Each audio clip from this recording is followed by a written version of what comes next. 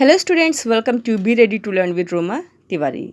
Students, here I am again with one of the famous work of Robert Lee Frost, and that is Dust of Snow. Before I proceed ahead, I just want to give you some basic information about this poem.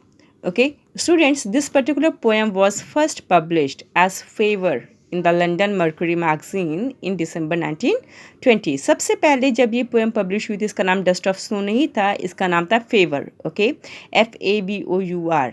And then again it was reprinted in year 1921 with the name of Snow Dust in Yale Review. And lastly finally okay dust of snow के नाम से ये 1923 में publish हुई and Pulitzer award से सम्मानित जो इनकी बुक थी न्यू हैम्सफायर उसमें 1923 में पब्लिश की गई. So these were some of the important basic information related to the publication. Now before I go ahead and start the explanation line by line, let me just give you the theme, that on which theme this particular poem is based. This particular poem is based actually on the communication in between nature and human. Okay, it gives a message that yes, nature has that healing capacity and it helps human beings to get rid of all the kinds of negativity around them. Students, we will talk about broader sense also. We will talk about broader meaning. We will talk about the philosophical meaning as well. So let's start the explanation. The way a crow shook down on me the dust of snow from a hemlock tree has given my heart a change of mood and saved some part of a day I wrote. If you notice, it is a 8-line poem, okay, and it has 2 stanzas. So this particular poem has 2 stanza and each stanza carries 4 lines, means 1 quatrain. If we talk about rhyme scheme, it is crow, me, snow, tree, heart, mood, part, root. So it is A, B, A, B, C, D, C, D. Now let's start with explanation. The way a crow shook down on me the dust of snow from a hemlock tree. Students, Robert Lee Frost ने यहाँ पर 2 metaphors को use किया है and they are crow and hemlock tree, and दोनों ही nature में bad omen माने जाते हैं. They are full of negativity. Even then poet has used it represents that yes, Robert Frost is in a bad mood, is full of negativity. Okay, और इसलिए वो मन से तो उनका दिन खराब है ही, वो अंदर से तो अशांत है ही, अंदर से तो फुल ऑफ नेगेटिविटी उनके अंदर है, और साथ में प्रकृति में भी उन्होंने अपनी पोएम में नेगेटिविटी ही दर्शाई है. Like crow and hemlock tree, they are full of negativity. Okay, crow और हेमलॉक ट्री दोनों को ही अपशगुन माना जाता है. हेमलॉक ट्री एक ऐसा पॉइजनस ट्री होता है that can lead to death. Okay, and crow को तो हम बैड सिंबल मानते ही हैं. तो actually Robert Lee Frost is in a bad mood, is experiencing a bad day. तो वो जो है नेचर में भी उन्होंने वही चीज़ रिप्रेजेंट की. ऑलराइट, तो क्या होता है, वो हेमलॉक ट्री के नीचे बैठे हुए हैं कहीं पर और हेमलॉक ट्री के ऊपर स्नोफॉल हो रखी है और क्रो के मूवमेंट की वजह से डस्ट ऑफ स्नो उनके ऊपर गिरती है. और उसके बाद क्या होता है, has given my heart a change of mood and saved some part of a day I rued. Then he realizes, उस पर्टिकुलर एक्शन ने क्रो के, ओके, क्रो जो कि एक बैड ओमन है, जो कि एक फुल ऑफ नेगेटिविटी है, उसके भी मूवमेंट्स, उसके एक्शन से क्या होता है, पोएट का मूड एकदम चेंज हो जाता है. क्यों? क्योंकि उसकी वजह से क्या होता है कि स्नो जो है उनके ऊपर गिरती है और वो उनको कुछ एहसास कराती है और उनका मूड एकदम चेंज हो जाता है. And he realizes the importance of time and life, कि अभी तक उन्होंने बैठ करके अपना पूरा दिन डिप्रेशन में बिता दिया and now he is not going to do this to the rest part of the day. तो वो सोचते हैं कि अब वो अपना बाकी बचा दिन ऐसे नहीं डिप्रेशन में गवाएंगे.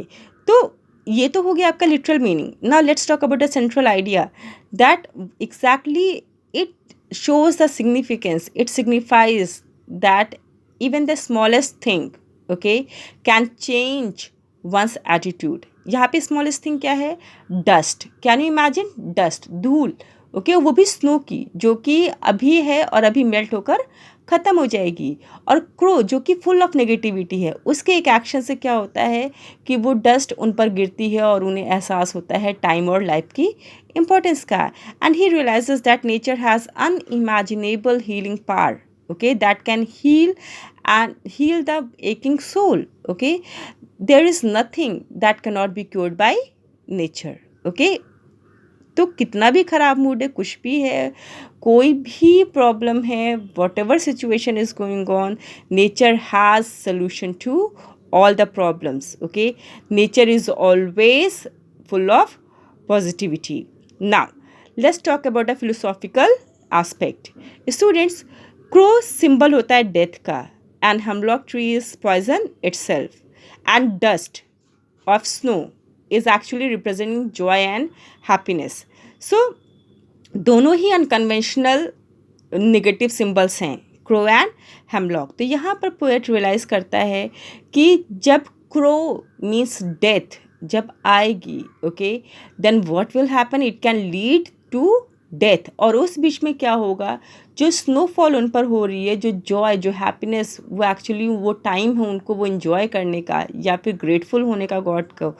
तो उस बीच में वो उसके असर से वो दुखी रहेंगे और अपना पूरा दिन बेकार कर दें, या तो वो रियलाइज़ करें इंपॉर्टेंस ऑफ टाइम और लाइफ को और वो अपने बाकी बचे दिन को ज़िंदा दिली के साथ जिएं. Students, the most important thing and the message which we get from this particular poem is that nature में कितनी भी नेगेटिविटी, कितनी भी ट्रिवियल से ट्रिवियल चीज़ है, dust, even dust has its importance and it has capacity to turn on the mood.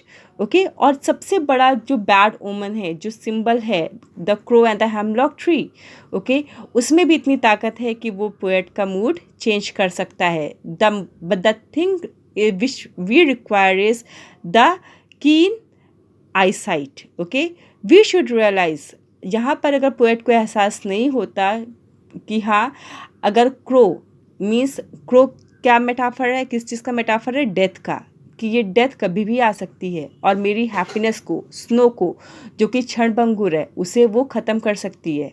और मैं हेमलॉक ट्री के नीचे हूँ ही, जो कि एक पॉइजनस ट्री है, जो कि मुझे डेथ के पास लेकर ही जाएगा.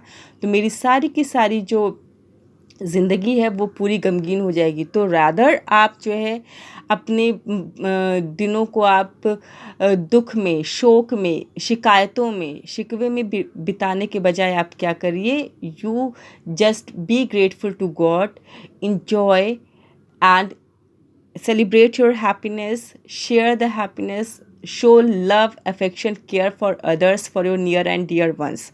Okay, and you should be grateful towards God and be thankful for giving such a wonderful life and time. Okay, क्योंकि डेथ तो आना ही आना है. Crow is already sitting there on hemlock tree.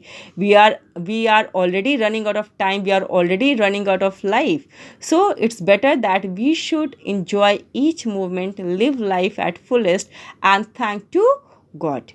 Students, again I से the same thing that इनकी poetry के बारे में एक ही बात कही जाती है, that it starts with delight and ends in wisdom. Both the things, the central idea, okay, the literal meaning, central idea, and the philosophical, all the three things actually, it actually binds a person in physical and spiritual world. Students, keep loving literature. It will definitely help you in improving your English, your skill, and even your lifestyle. Okay, so God bless you all. Stay home, stay safe. Thank you.